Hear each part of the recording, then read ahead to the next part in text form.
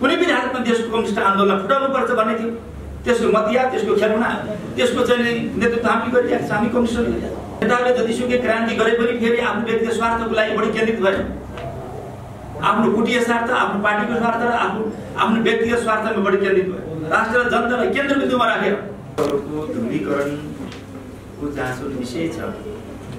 छरिएर रहेका कम्युनिस्टहरूलाई एकीकृत र केन्द्रीकृत गर्ने र त्यसलाई आफ्नो लक्ष्य अनुसार अगाडि बढ्ने नेतृत्व गर्ने।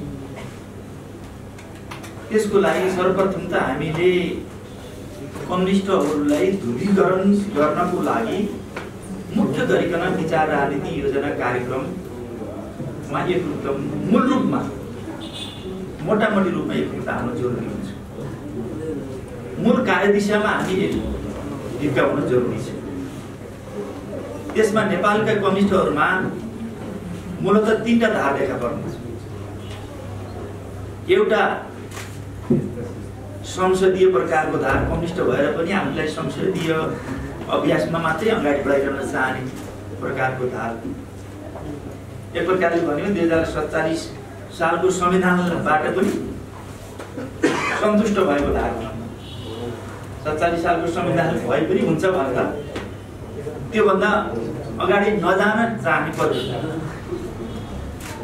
एउटा जुन प्रकारको 64 सालको चाहिँ परिवर्तनपछि एक प्रकारले भने राज्य व्यवस्थामा परिवर्तन, राजनीतिक एजेन्डामा परिवर्तन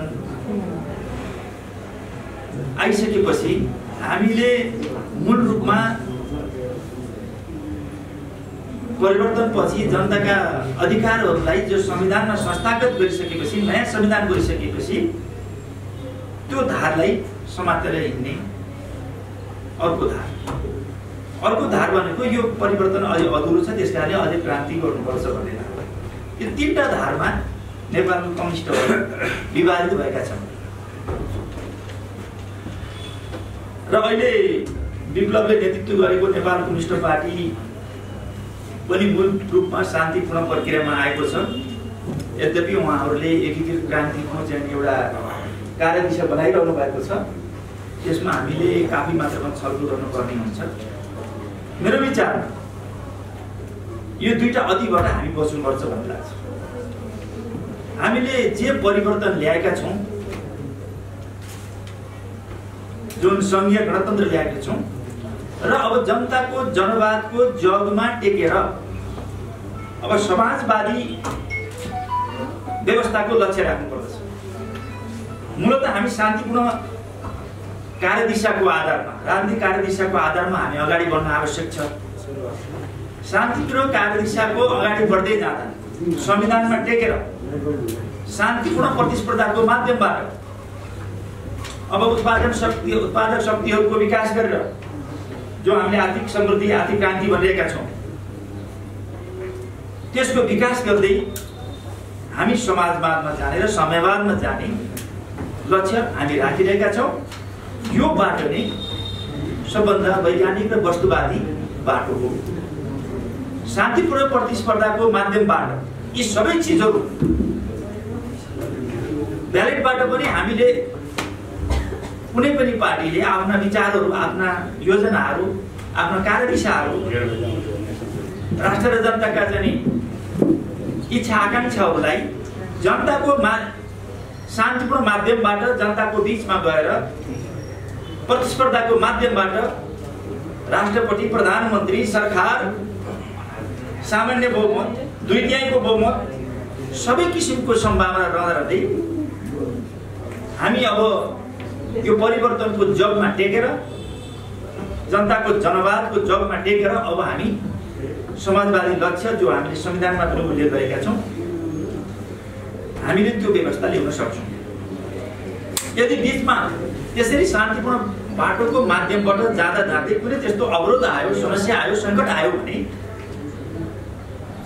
व्यवधान आयो भने त्यसमा फेरि सशस्त्रको बाटो पनि आउन सक्छ। त्यतिबेला अहिले पूर्व अनुमान गरेर हामी अहिले सशस्त्रको बाटो लिइरहन पर्छ जस्तो मलाई लाग्दैन। त्यस्तो परिस्थिति आयो भने त्यति बेला तत्कालीन रूपमा हामी सशस्त्रको बाटो पनि लिन पर्ने आवश्यकता पनि हुन सक्छ। त्यसकारणले यो विषयमा हामी क्लियर हुन जरुरी छ। यो तीनटा बाटामध्ये मुख्य गरिकन यो संविधानको जग माटेर संविधानको कार्यान्वयन गर्दै शान्ति र प्रतिस्पर्धाको माध्यमबाट आवश्यक पऱ्यो भने सङ्घर्ष पनि त्यसमा व्यवधान आयो भने सङ्घर्ष गरेर जानुपर्दछ।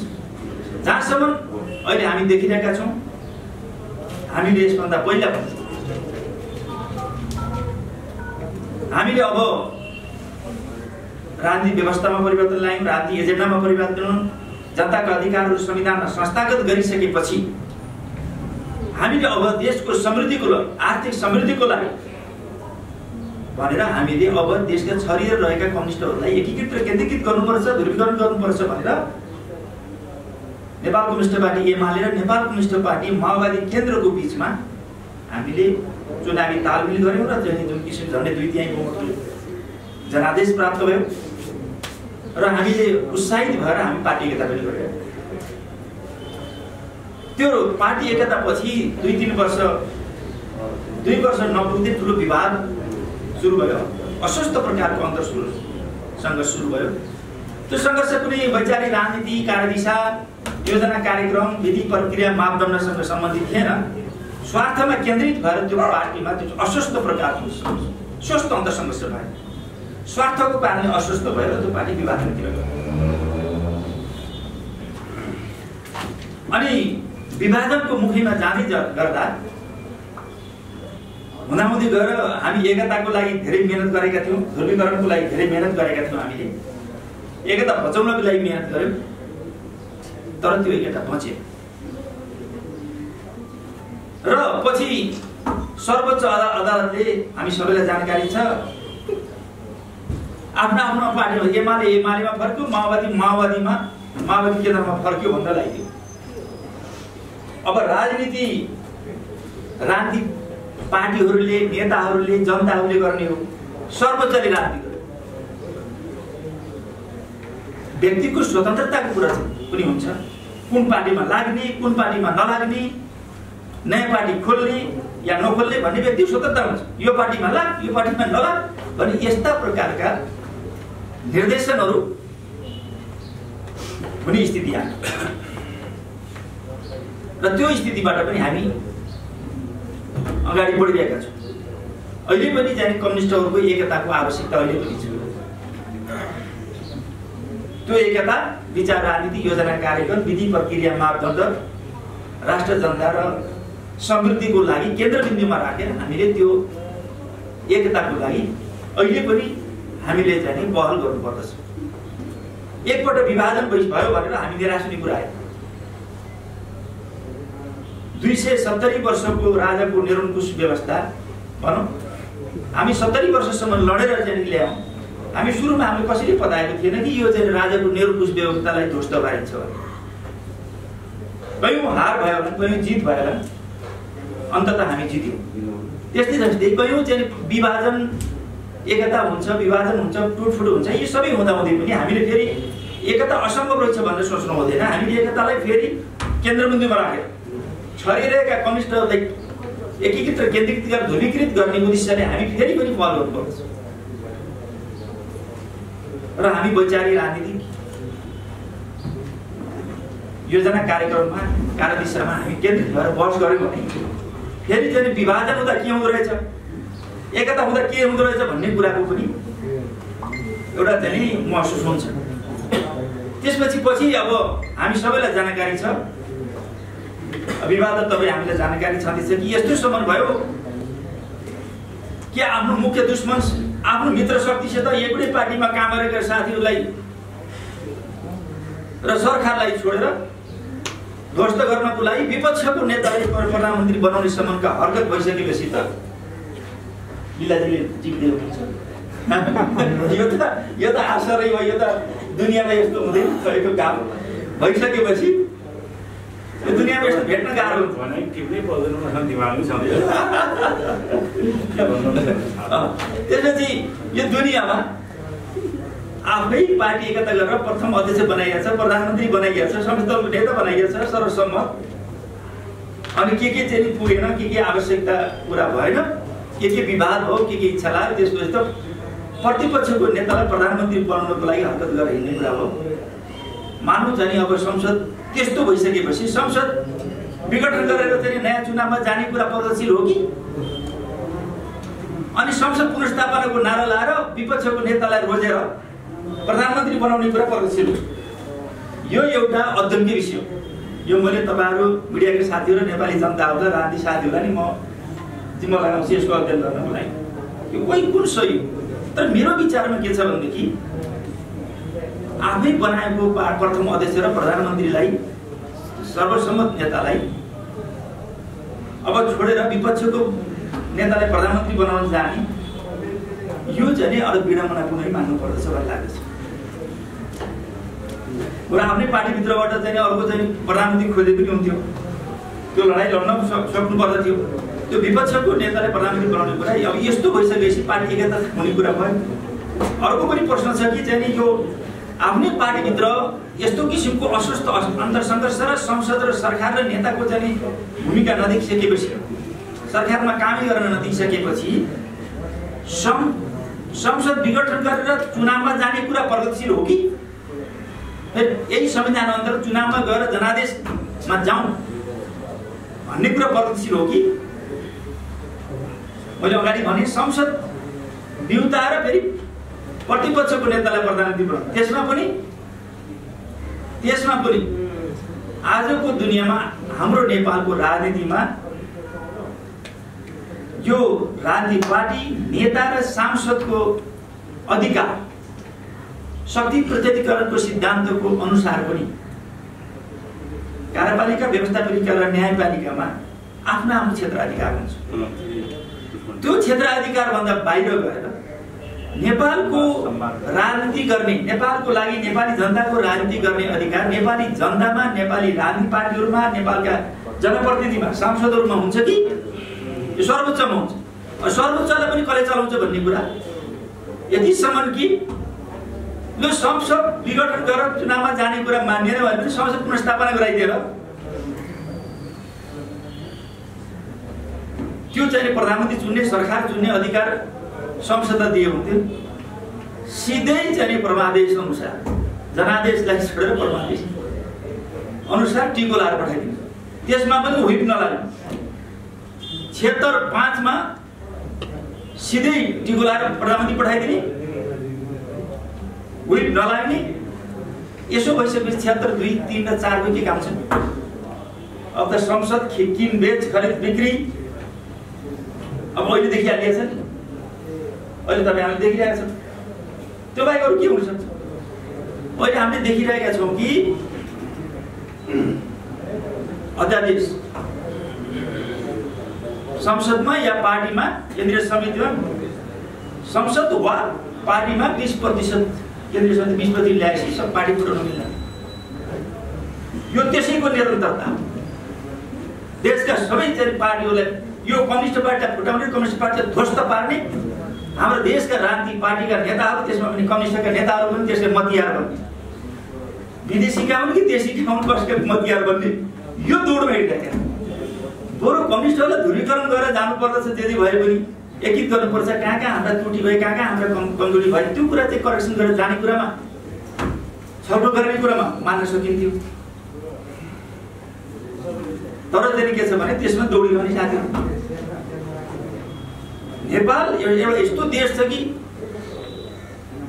विश्व कम्युनिस्ट आन्दोलन कमजोर र रक्षात्मक स्थितिमा भइरहेको अवस्थामा आज नेपालबाट चाहे जनयुद्धमा होस्, बुलेटको राजनीतिमा होस्, चाहे ब्यालेटको राजनीति, दुईटैमा श्रेष्ठता हासिल गरेको छ। दुनिया यस्तो पाइँदैन। हामी सशस्त्र द्वन्द्वमा पनि श्रेष्ठता हासिल गर्यौं र हामी आफ्नो प्रतिस्पर्धी, आफ्ना विपक्षसँग पनि हामी ब्यालेटबाट पनि झन्डै 2/3 बहुमत ल्यायौं। तर सबै कम्युनिस्टहरू अझ ध्रुवीकृत नभएको अवस्थामा यस्तो किसिमको सम्भावना, यस्तो किसिमको उर्वर कम्युनिस्टको लागि भूमि, दुनियामाको कम्युनिस्ट आन्दोलन रक्षात्मक कमजोर भएको स्थितिमा संसारलाई हामीले सन्देश दिएका छौँ। बुलेटबाट पनि ब्यालेटबाट पनि कम्युनिस्टहरू हतियार मात्रै बोकेर जाने, तर्साएर मात्रै काम गर्छन् होइन।